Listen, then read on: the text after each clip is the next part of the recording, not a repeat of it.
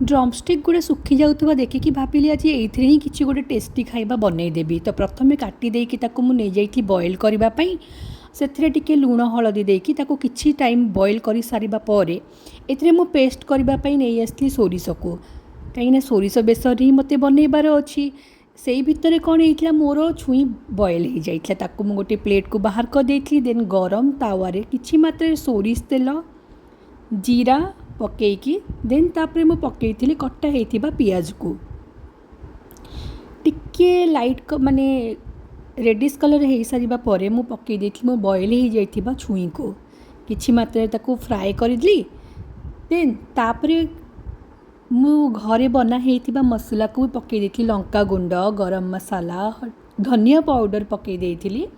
Then मोर paste बनी जाइथिला सेटा को भी किछ पकई देइथिली। टिके मात्रे पानी देकी ताकू मो बॉयल करदेली, कहीं बेसर भी तो बॉयल हबार अच्छी, ना टेस्ट केमिति जना पड़िबो। तो एबे मोर फाइनाली बनी जाइथिला छुई बेसर। देखि पारुछन ना केते सुंदर टेस्टी बनी। चलतु आ कौन वेट करबा, जाऊँ खाइबी।